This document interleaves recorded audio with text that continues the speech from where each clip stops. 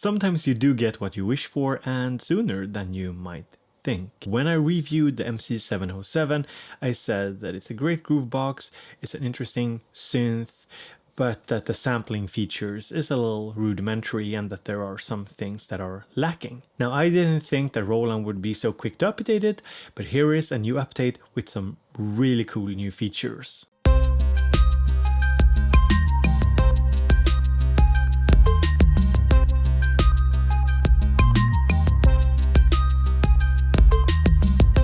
First off, if we go into sound, they added the ability for the 707 to read folders. So here I've loaded 2 folders of samples, and you might think, you know, this is standard stuff, but it does make a huge difference in how you can create your own kit with the 707. They also added an independent recorder. Independent, you say? Well, independent of the looper track, so you can create a looper track like this to record into, but you can now also go to a tone track, shift record, to bring up the recorder. And this recorder is also available on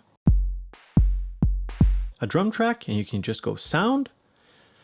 Under sound we have preset, project, wave file, and record. Go to record, enter, and now we have the recorder as well. So you can record directly onto pads of a drum track, which you couldn't previously. This is also very, very handy, but there's also a third recorder. Hit project, you can see here, go to sample, enter, go down here to record, hit enter, and now we have the third recorder. This recorder doesn't record into a tone track or a drum track.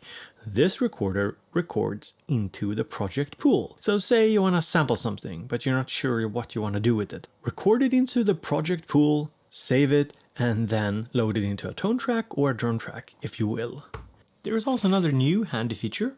So if we go into a waveform here, we can press function and enter, and there's all text here that says exporting, basically exporting whatever wave file we're seeing here into a folder on the SD card. And now let's say we want to select another wave file here. We can just find the exported folder and select the exported wave that we just exported. And we're also getting an update for the MC101. Basically, it can now read folders as well. So this makes sample import much easier on the MC101. And there are some other improvements as well. I'll link the updates down below. But while a recorder is nice and all, there was one feature that the 707 lacked that is now on it. And that is a slice function for samples. So in this video, we're gonna go over how the recorder works. We're gonna go over the slice functionality and how all of this combined speeds up the workflow of the 707 as a sampler. Let's start off with the 707's new ability to read folders. And you might think this is major boring stuff, but let me just show you what kind of difference it makes. So I'm in a new project. We have the drums, default drums, and now if I want to load new samples, we can just go sound, wave file, and it takes a little while just to recognize the folders. Here we have 2 folders. And I can go in here, can select drum hits, let me go to kicks. I also have auto preview selected. I'm not sure this was here when I reviewed the unit, very handy to have. So when I find something I like, enter. The first handy thing is, of course, I can just move back. Go to, say, claps. And I can switch to the second pad.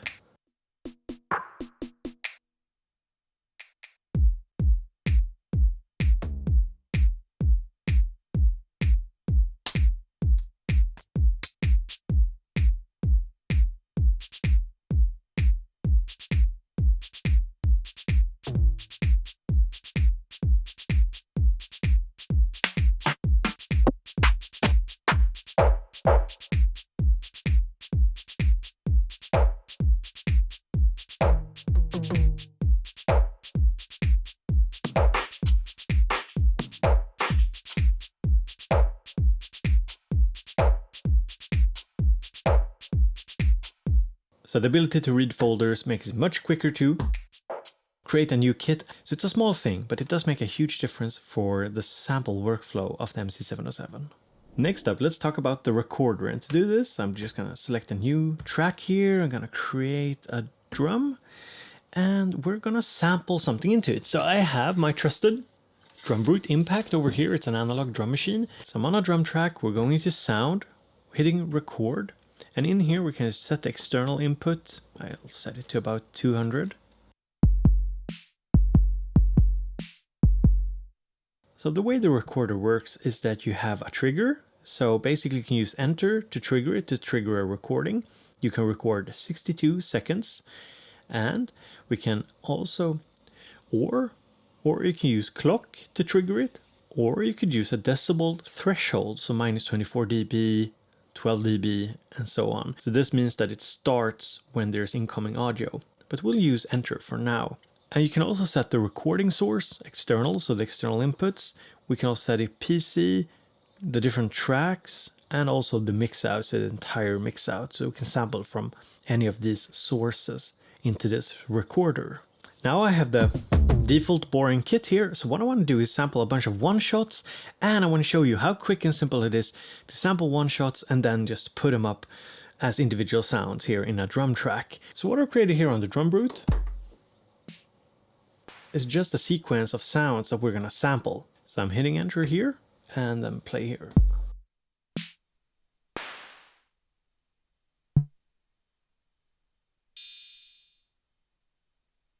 And enter again. Now we have a sample waveform, and the first thing we can do is normalize. So you can set it,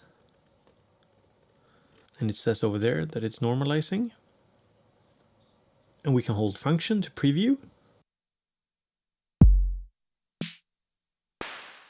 And we can set start and end points, but we're not going to do that right now. Instead, we're going to use the arrow key. Because the preview is on, we have position, we have slice, we have zoom. So we can zoom in and out. Now slice has 3 modes: soft, mid, and hard. So for this I think soft will do because it's very clear. The transients are super clear. We just want to sample each drum hit individually. We press this knob here to create slices, and it takes a little while for it to slice. And now we have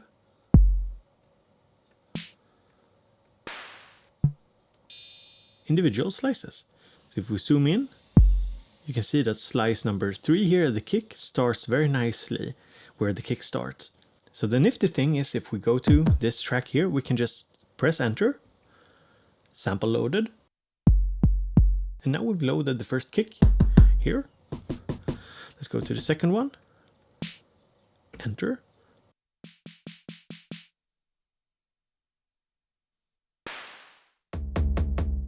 Enter.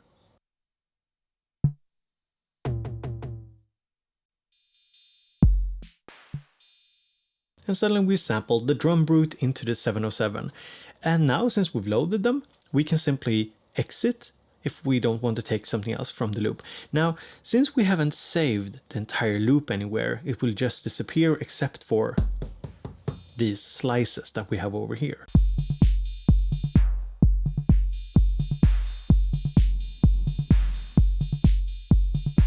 Imagine if you were sampling, say, vinyl into the MC707. Now you can slice the vinyl up, place individual slices on these pads, and play them.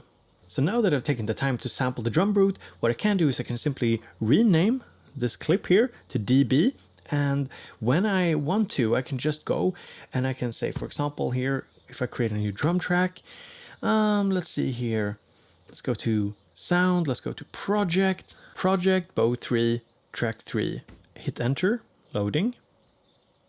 Now on track 4 here, I've loaded the same samples that I had on track 3 because I loaded them from the project into another project. So this is one quick way to create kits and load them from one project to another. So this is not new with this firmware, but the way that sampling now works makes this much quicker.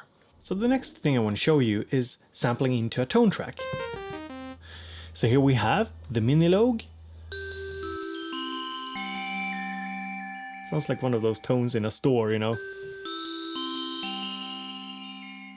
Can Bo please come to the reception area? Your mother and father is waiting for you. So the way that this works is simply that we go into sound and we can go into record again.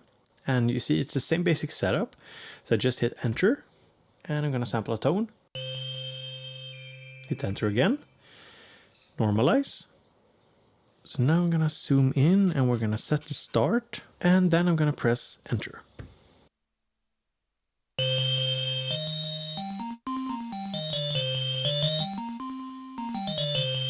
So now we suddenly have a Minilogue synth inside of the MC707, sort of. And we can add, for example, some reverb to it. And we could of course combine this with a synth sound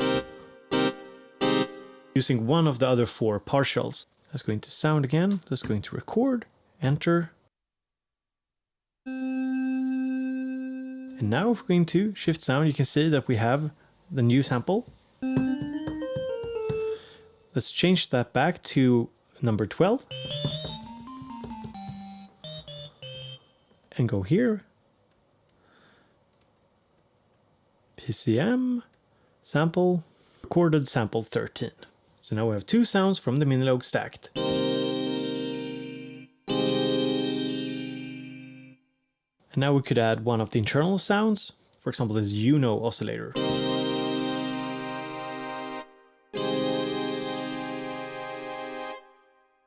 Let's add some attack, some decay sustain.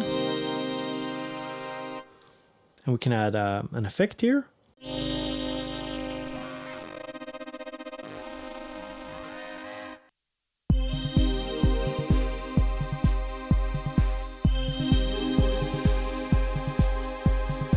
Let's sample something else. Tone. Let's go into chord and let's find a bass patch.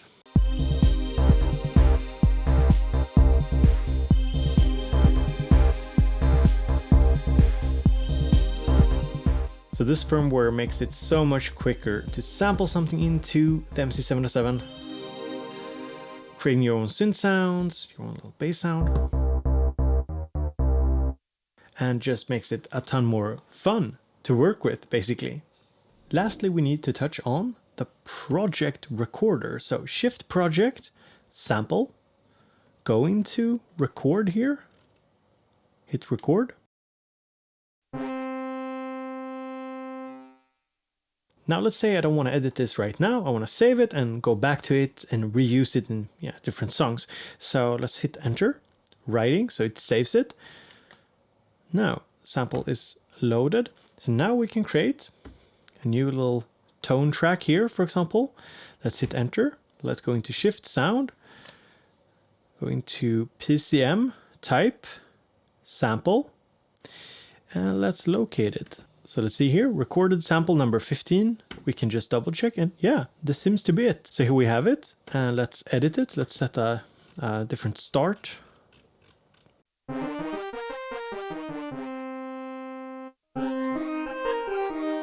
So what we did was record into the pool, and then we just assigned this to a tone track instead, this sample that we saved to the pool of samples.